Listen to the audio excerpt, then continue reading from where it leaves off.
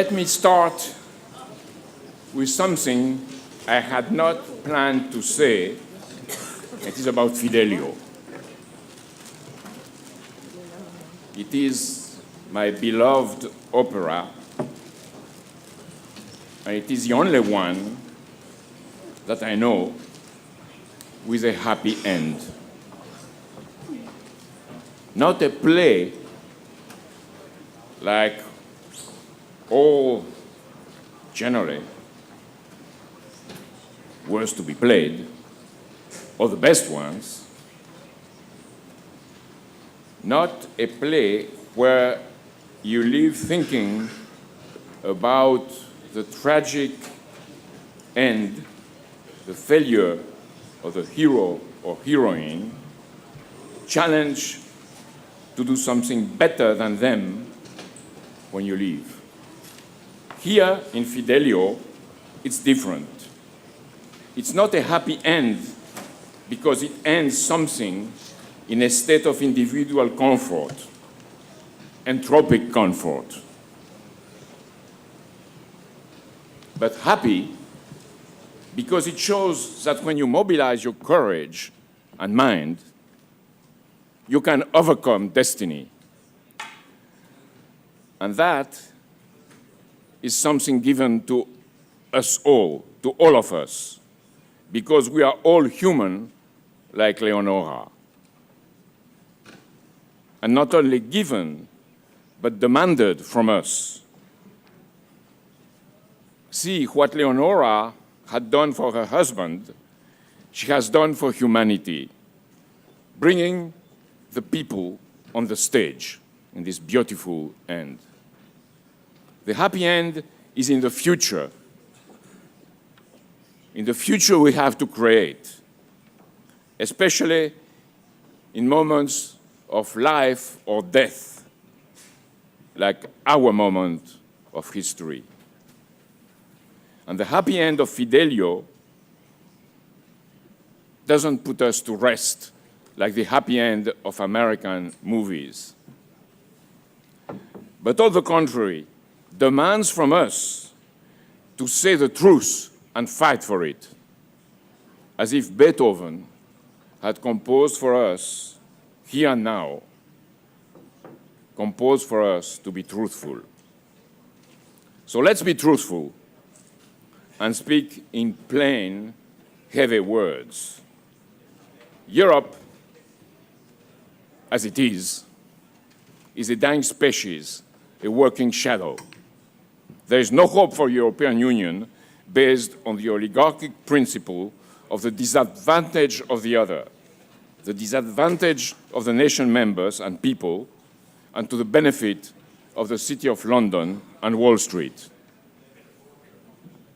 There is no hope for a European Union which does not only spread oppression to other countries, but oppresses its own constituencies and economies. Therefore, our immediate mission, here and now, is to free Europe from its financial sharks and cultural milestones. Ironically, it is the nations that Europe submitted to its rule that should be now the key to the liberation from our oppressors. I mean the BRICS and the Shanghai Cooperation Organization. Not as an inward-turned group of nations, but as Narendra Modi said, as a concert of nations acting for the mutual interest and the benefit of all their partners, opening the way in the midst of the tragedy of our times to a better future based precisely on the idea that development, a true development, can only be mutual and based on the scientific achievements of human creativity. That is why we have organized this panel as an orchestra of interventions coming from various parts of humanity, a work in process to play in music opposed to the sound of competition and fury that prevails in our presently self-destructive world. Look at what's happening just before our eyes. And we have to stress it again. The combined process of a barbaric epidemic of human crimes in Southwest Asia and the spread of Ebola, potentially a new Black Death, a threat to our whole civilization. These two social killer diseases are not limited to a region of the world. They are spreading into the developed sector, and in particular in Europe. The jihadists from the Londonistan, and I must add the Parisistan, or the Istans in Europe, are prepared to come back to Europe, trained to rape and kill. Already in France, one of them has called his brothers and sisters to kill French civilians at random, claiming revenge against the air bombings of the Western allies. We have played with fire, and this fire is coming back to hit us. By next December, the World Health Organization, the WHO, estimate, which is probably underestimated, is that Ebola will infect 5,000 to 10,000 human beings per week. In fact, most probably 20,000 per week, killing most of them for lack of adequate treatment and also lack of logistics in Africa. Under the rule of the British financial neocolonialism based on human triage, the African continent is the poorest and most exploited part of the world, a situation accepted in one form or another by all European countries. And I mean this triage is accepted in a form or another by all European countries. Not to speak about the policies of isolation of the sick, which, even is justified, are meant to put a halt on trade and economic development, adding hunger to disease. But Ebola doesn't stop at borders, as it was said yesterday. It doesn't stop at borders. We have created the danger for a breakout of this epidemic across continents. It has already infected medical assistants in the United States and Spain, and it could spread into the poor layers of our own countries, a growing part of the population, due to the imposition of destructive austerity policies, and then reach most of us if nothing is done to stop it. I wanted to mention this, something which has been raised already by previous speakers, or will be developed more in depth throughout the conference, to stress that we are not faced with mere incompetence or an accident in history, but with the result of willful policies from a European oligarchy which rules from the United Kingdom, which rules from Brussels and among the leaders of all European countries. You can name Merkel, you can name Hollande, you can name Rajoy, all of them. This system of power cannot be repaired or cured. It has to be changed. You have been or will be confronted, you have been confronted, here with quotes of Prince Philip of Edinburgh, or others, like the infamous one where Prince Philip hopes to relive as a virus to reduce the world population. Others can be mentioned, like John Holdren, Obama's senior advisor on science and technology issues, or the famous late French ecologist Jacques Cousteau, who also wished, like his British colleagues, to bring down the world population to less than 1 billion human beings, to less than 1 billion human beings. This is criminal, but it's not only a crime of a few individuals. It is a crime embedded in the British imperial system and inscribed in the institutions of the European Union as they are. Why? Because they are Malthusian. The conception of man is that of a tamed animal. On top, there are those meant to rule, and under the rest of us to submit. Such a Malthusian thinking cannot conceive that development means a community of purpose, the common aims of humanity shared by those committed to fight for them, and not the criminal idea that you necessarily grow at the expense of others in a world of inevitably finishing resources. Europe has therefore to change, to become an association of nation-states committed to global world advancement, not only in Europe, global. Let us look at how Europe was generated since World War II. It was based on three main rules, and I'm sorry to say, but it was based on these three rules: financial liberalism, free trade, and the debasement of nation-states. This culminated with the euro, a tool of self-induced destruction. As a result, we have, in 2014 and 2015, zero growth rates, in fact, negative physical rates, and the demand by Eurostat, the European Institute of Statistics, that illegal activities be included in the gross national product of all member states. It means that prostitution, drug traffic, tobacco and alcohol smuggling will be laundered in the economy in order to increase nominally the gross national product and justify more indebtedness.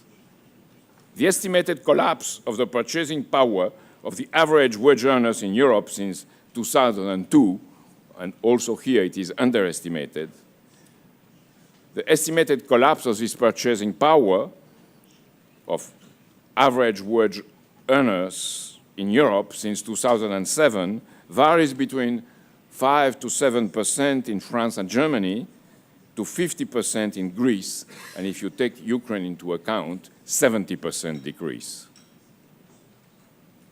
Two books written in French by Coralie Delhomme, Europe, the Disunited States, and Robert Salé, The Rape of Europe, clearly make the point, measure by measure, that the present European Union has been purposely organized to destroy the nation-states and prevent the people from taking part in the real decision processes. We have been infected by the opposite, the absolute opposite, of a principled policy of the people, by the people, and for the people, as it is inscribed in the marble of the American Constitution and in Article 2 of the French Constitution. So we have been raping our own constitutions, and that's the truth we have to face. It should not be a surprise if we look at where today's European Union comes from. It is the creation of the Committee for a United Europe and of the American Committee for United Europe, organizations through which the British and the American services channeled funds and ideas to the European federalists. The ideas were British, and the money was the dollar. The committee was created by Alan Dulles, the head of the Wall Street branch of the American CIA, and Duncan Sandys was Winston Churchill's son-in-law.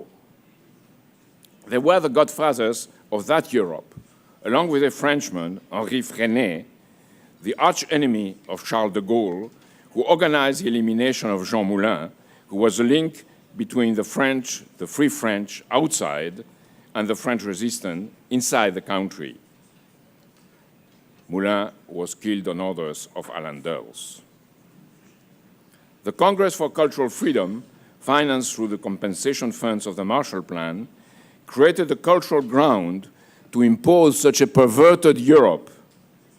Jean Monnet and Robert Schuman shared the job on behalf of their friends throughout Europe, including those actives in the corridors of the Vatican.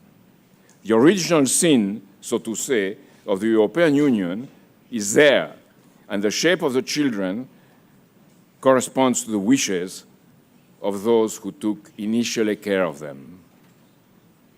Let me say something about the state of affairs in the European press and in economic institutions, and this has to be known. On the European press, Udo Ulfkotte, a former editor of the Frankfurter Allgemeine Zeitung, one of the leading dailies in Germany, recently admitted that I have been educated to lie, to betray, and not to tell the truth to the public. Educated to lie, to betray, and not to tell the truth to the public. And described how he was under the influence of the CIA.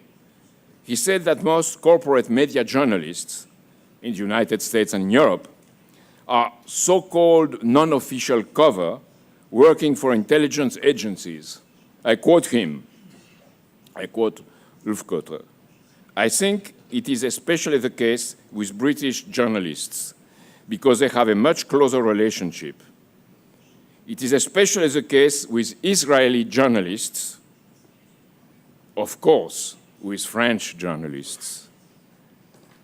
The German and American media try to bring war to the people in Europe, to bring war to Russia. I am very fearful of a new war in Europe. That is said by a formerly agent journalist. Well, now you understand why all these people either never publish a word about us, or when they cannot ignore us, they call us a cult, or other slanderous characterizations which evolved in time. They always invent something. These are character assassins working on behalf of the assassins, period. As for economics, French behaviorist economist Jean Tirole just got the equivalent of the Nobel Prize for economics. To make the story short, he has always claimed that the concept of a systemic crisis is meaningless, and that to regulate hedge funds or derivatives is impossible. Let's leave that to irrational idealists. After teaching at Princeton and the MIT, he has now founded, with 60 million euros from the French state and from the French banks, the Toulouse School of Economics and the Advanced Study Institute in Toulouse, both promoting, among other things, the concept of mutually assured delusion, MAD, a new definition for MAD. After all, mutually assured delusion, it's a good word to call the present European groupthink, as he himself calls it. Let's now put our choice in blunt terms. Will Europe and Spain be the bridge for a positive development of Eurasia into Africa, or will they rather be the bridge of the death march of Ebola into the center of Europe? Will Germany, France, Italy, and other European countries recover their humanist impulse? Or will they continue to spread the opposite on behalf of the British Empire? Are we determined to throw the idiocy of geopolitics and deductive thinking, which is the way most of us think? Are we decided to throw this idiocy to the river and to become once again explorers and discoverers? Are we ready to jump out of the false ideology, the false economic dilemma, opposing the Keynesian monetarism of money foggers, monetarist diarrhea on one side, to the orthodox cult of money compressors and wealth grabbers, monetarist constipation on the other side? The French and German politicians may recognize themselves in the present toilet room of world politics. These are the real questions in the real world. What was Europe in 14 and 11? A region whose development was at a relatively much lower level than that of China and India. Among the 10 major cities in the world, there was in 14 and 11 only one European city, Paris, which at most 200,000 inhabitants, while Beijing had at least 600,000, and probably much more, and Baghdad had more. Paris was then a small exception in a small Europe. Even in 1792-1793, Lord Macartney, who was sent for an exploration in China and India, described the power and number of the Chinese as a threat for the developing British Empire, suggesting that something has to be done about that. There were really too many of them on Earth. He wrote that in plain words. So what has made the success of Europe afterwards? What made the success of Europe afterwards? In real terms, the Renaissance and its revolution in science and art. The Renaissance of Cusa, Kepler, Leibniz, the Renaissance of Leonardo and Beethoven, of Rembrandt and Bach, the Renaissance of Louis XI in France. The idea of a Homo universalis, a human being evolving above the animal species, not because of his power to dominate, but because of his capacity to create and to awaken his self-conscience. Unfortunately, instead of sharing that capacity, Europe, under the rule of its oligarchy, betrayed its own sense of universality, and the empires, either Venetian or Dutch or British, Dutch-British, the empires used the potential created by the Renaissance on their own behalf and against other regions of the world. Looting, destruction, and bestiality took over with the technological applications of scientific discoveries, not to launch an era of mutual development, but for the sake of power and possession. What was developed in the United States as the best of Europe, the Leibnizian principles of life, liberty, and pursuit of happiness, and not life, liberty, and property, pursuit of happiness and not property, was destroyed during the late 20th century since the death of Franklin Delano Roosevelt, and in particular since the murder of John Fitzgerald Kennedy. Europeans and Americans, our mission is therefore to recover the founding principles inscribed in the American Constitution, and for us in Europe to recover the principles of the 1648 Peace of Westphalia, as it was said again and again yesterday. It is precisely what Tony Blair calls to suppress in his famous Chicago speech of 1999, which was to be followed by the so-called war against terrorism, which is nothing but a war to terrorize people and to pit all against all. The Peace of Westphalia was based on three main commitments: the forgiveness of past offenses, including what was considered as a main offense, debt incurred to finance wars. That was the first commitment, the first principle. Second was the advantage of the other, to prevent wars from bursting and make gains at the expense of the other. And then the third was the upholding of the principle of national sovereignty based on mutual respect.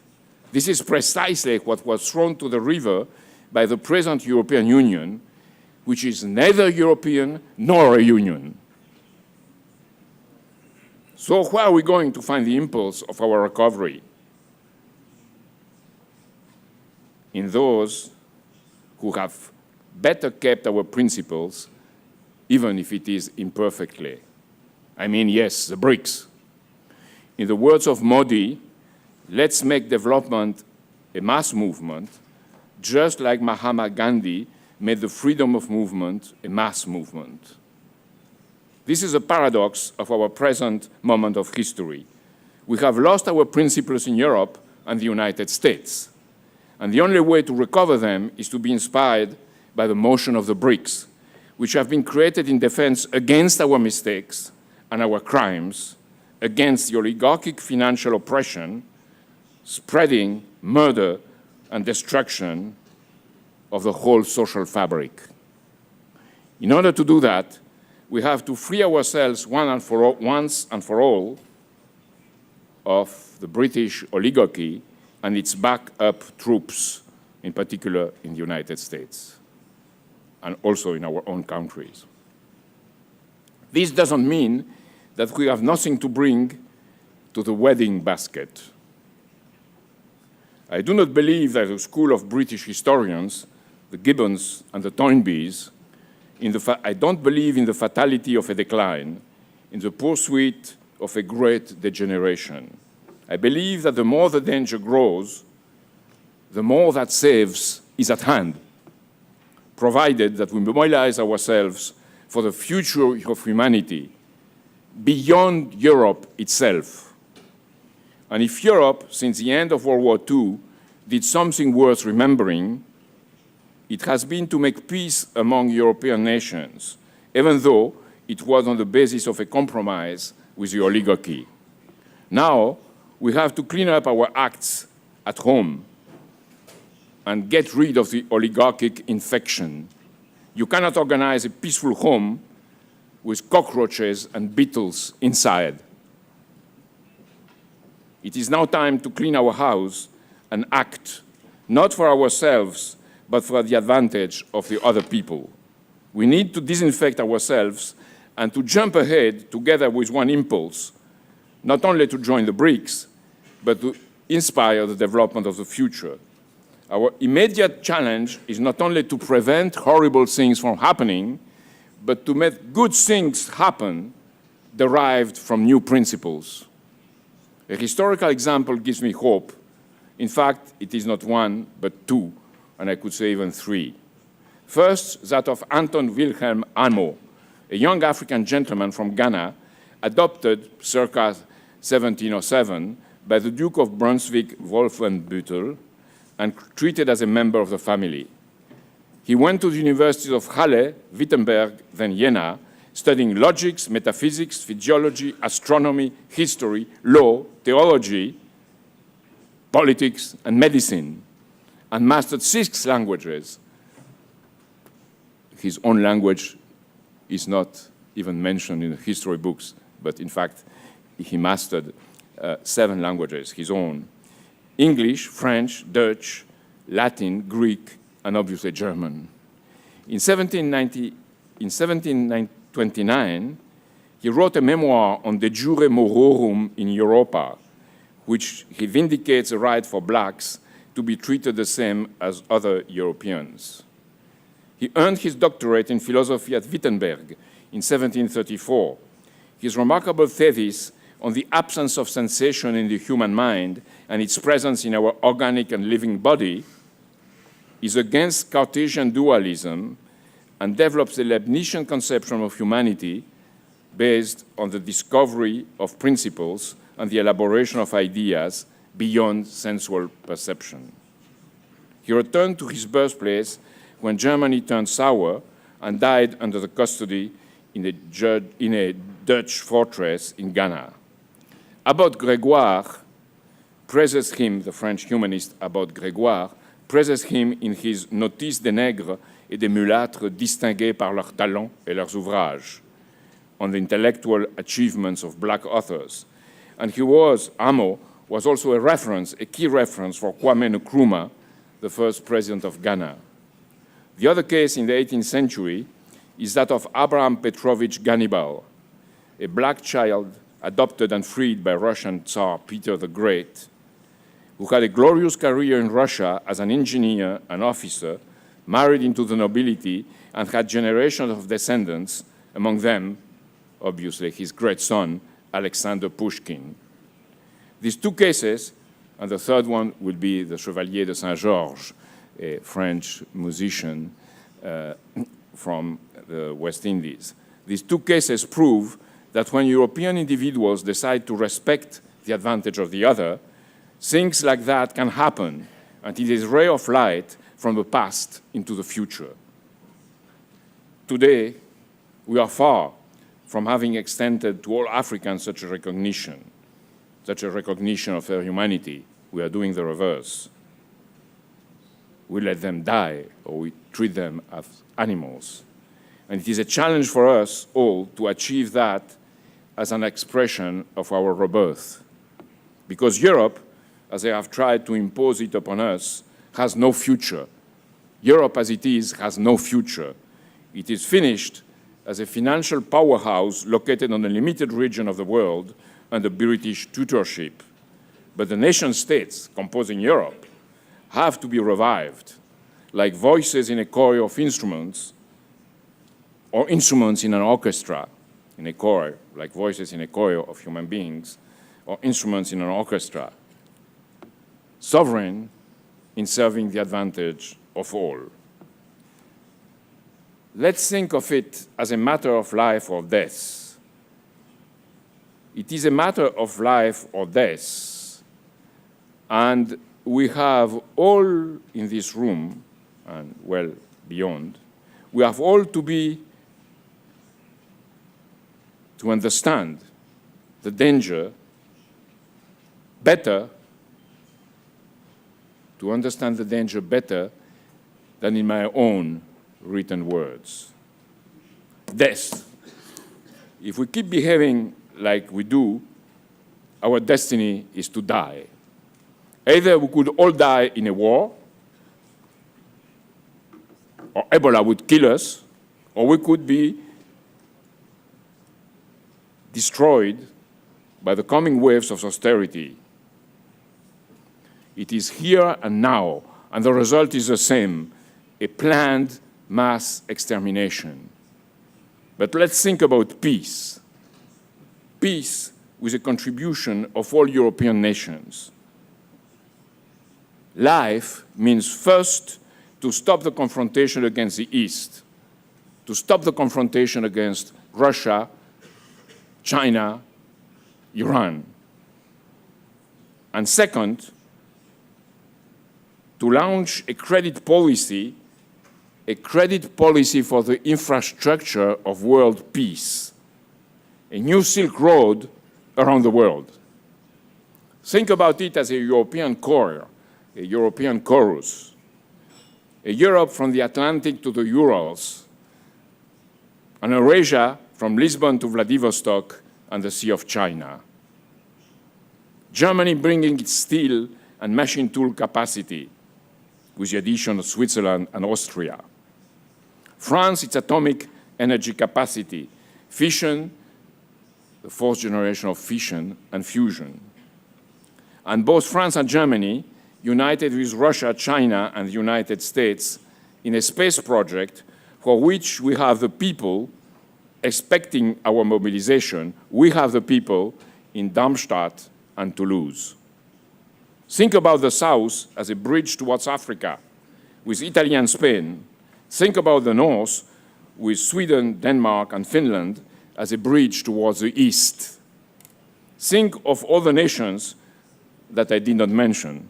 Think also about them.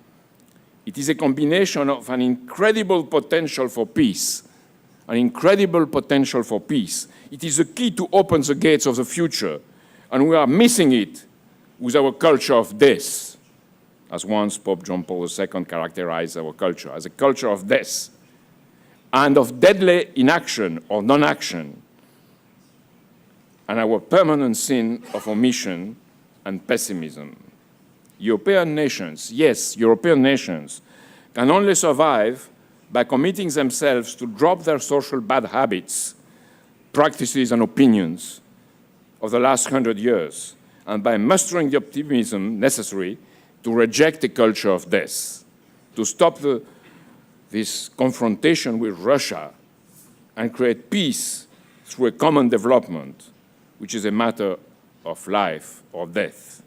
To be human is not to look at yourself in a mirror like a narcissist oligarch, but to look at yourself from the future, to look at yourself improving the condition of mankind. Europe has no future as a soiled word, but has a right to claim it as an assembly of good minds in sovereign republics. Here we are in this room, and I am sure that we are going to be enriched by the next speakers with thoughts coming from the future. Let's then free ourselves from the deadly embrace of the City of London, Wall Street, and the British Empire. And let's say and mean it, long live to a new Silk Road around the whole earth. Long live free Europe. Long live Eurasia from the Atlantic to the Sea of China. Long live free Germany. Long live free France.